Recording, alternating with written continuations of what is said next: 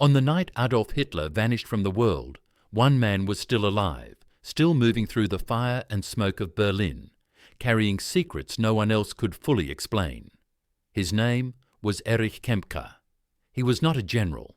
He was not a politician.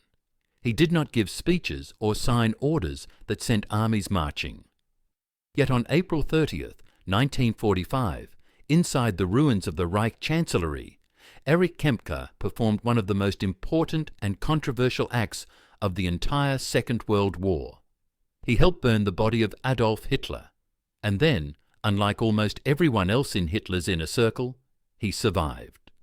What really happened to Hitler's personal driver after the Third Reich collapsed is a story filled with silence, contradictions, fear, and unanswered questions that still disturb historians today. If you want more content like this, subscribe now and comment below. Erich Kempka was born on September 16, 1910, in Oberhausen, an industrial town in Germany's Ruhr region. He grew up in a working-class family during a time when Germany was broken by defeat, inflation, and political chaos. Kempka was not an intellectual. He was practical, direct, and deeply loyal to authority. As a young man, he trained as a mechanic and driver. Cars were his world.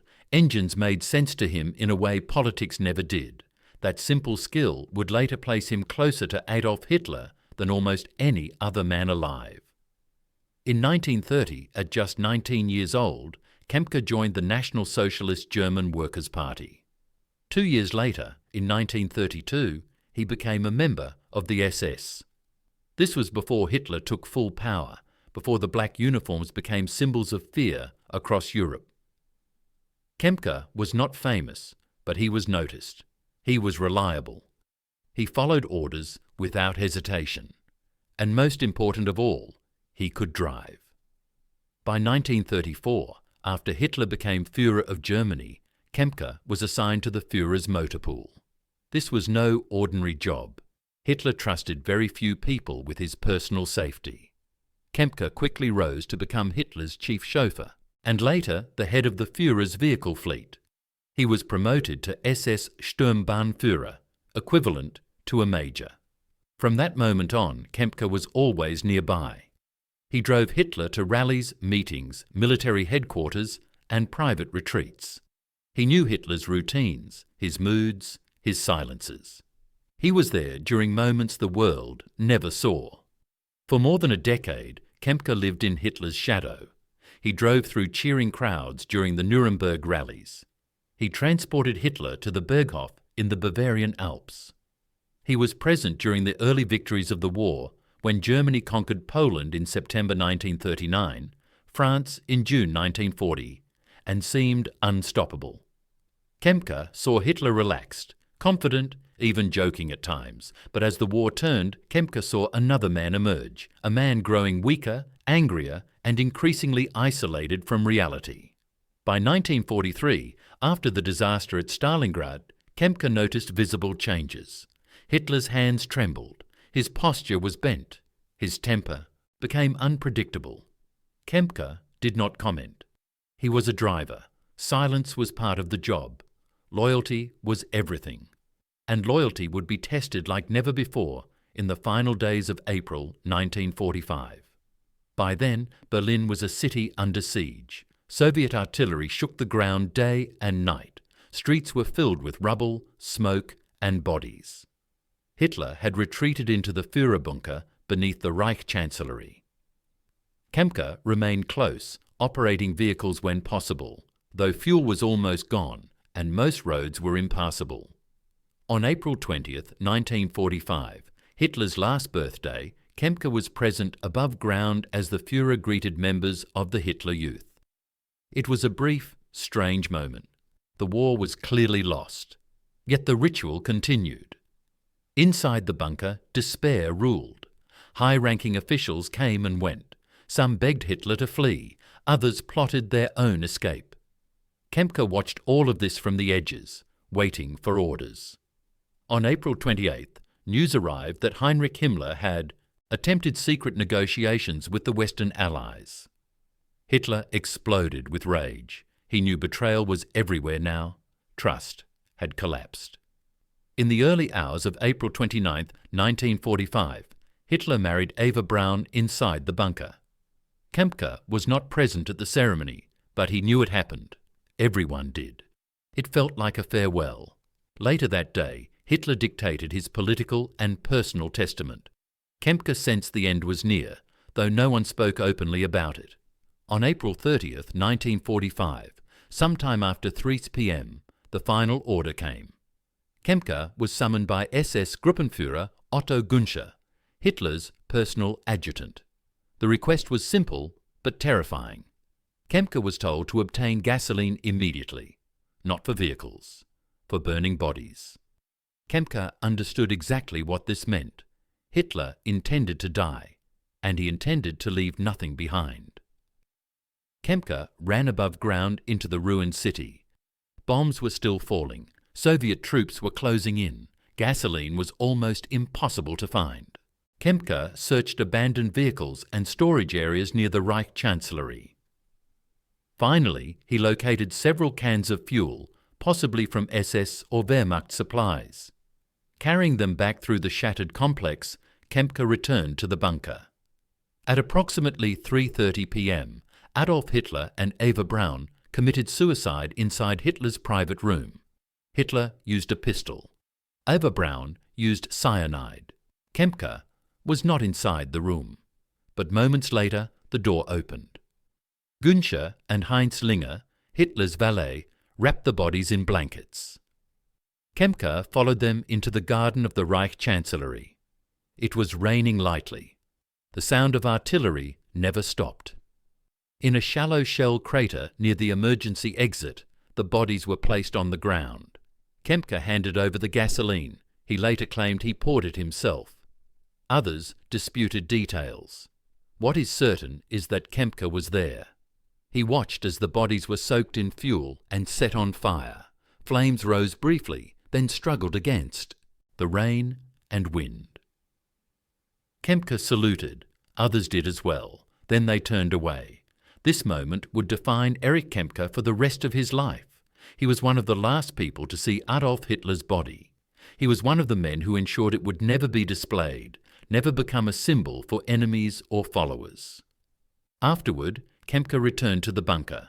There was nothing left to do. That night, the Führerbunker became a waiting room for death. Some planned escape attempts. Others chose suicide. Kempka decided to leave.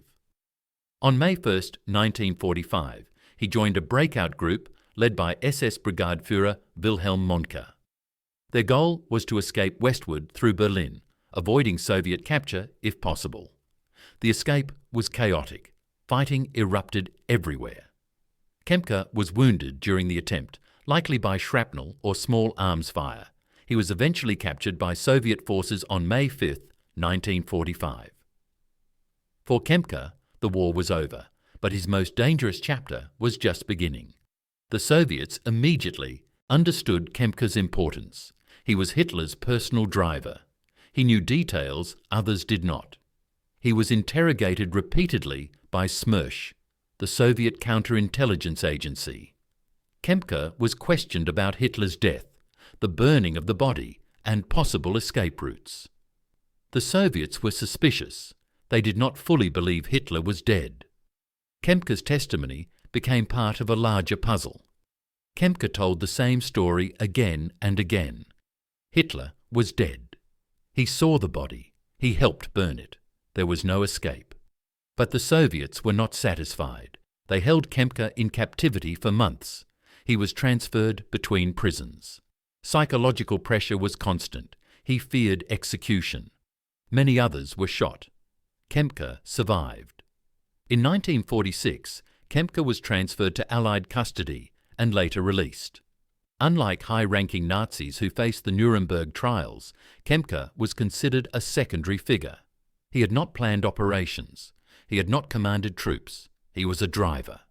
This classification saved his life. During the denazification process in West Germany, Kempka was labelled a follower rather than a major offender. He received a relatively mild sentence and was eventually allowed to return to civilian life. But freedom did not mean peace. Kempka carried a burden that few could understand. He was one of the keepers of Hitler's final secret. In the years that followed, Kempka remained mostly silent. He worked in business and kept a low profile. But as rumours grew about Hitler's fate, Kempka was repeatedly contacted by journalists, historians, and intelligence agencies. Some believed Hitler had escaped, others suspected a body double. Kempka was pressured to speak. In the 1950s and 1960s, Kempka finally gave interviews and later wrote memoirs. In them, he stood by his original account.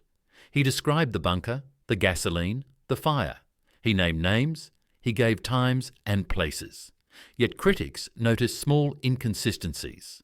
Memory fades, trauma distorts, or perhaps some details were intentionally blurred. Kempka denied all conspiracy theories. He insisted Hitler died in Berlin on April 30th, 1945. He dismissed claims of escape to Argentina or elsewhere. Still, doubts remained in the public imagination. The absence of a clearly identifiable body fueled speculation. Kempka became both a witness and a target of suspicion. What is often forgotten is the psychological toll this took on him. Kempka was not a man trained to reflect on history. He was a mechanic, a driver. Suddenly, he was expected to answer questions about the most infamous death of the 20th century. Every word mattered. Every pause was analysed. As West Germany rebuilt itself, Kempka faded further into the background. He avoided politics. He avoided public appearances. He lived quietly, married, and focused on normal life as much as possible. But the past never fully released him. In his later years, Kempka expressed a sense of emptiness rather than guilt. He did not defend Hitler's crimes, but he also did not openly condemn him. Kempka saw himself as a servant of the state, not an architect of terror. This mindset was common among men of his generation, and it complicated post-war moral judgments. Erich Kempka died on January 24, 1975, in Freiburg im Breisgau, West Germany. He was 64 years old. His death passed with little notice. No grand headlines, no ceremonies, just another man fading into history. Yet his role remains crucial. Without Kempka, the final hours of Adolf Hitler would be even more unclear. His testimony shaped Allied investigations and historical records. At the same time, his proximity to power raises uncomfortable questions about responsibility, obedience, and silence. What really happened to Erich Kempka is not just the story of survival, it is the story of how ordinary skills can place a man at the center of extraordinary evil. It is the story of how history uses people and then discards them. Kempka lived because he was useful. He survived because he was not powerful enough to be destroyed. In the end, Erich Kempka was neither hero nor mastermind. He was a witness, a tool, a man who stood close to history's darkest moment and walked away carrying ashes on his memory. And those ashes still linger, reminding us that sometimes the most important stories belong not to the leaders, but to the silent men who stood beside them when the world collapsed. If you want more content like this, subscribe now and comment below.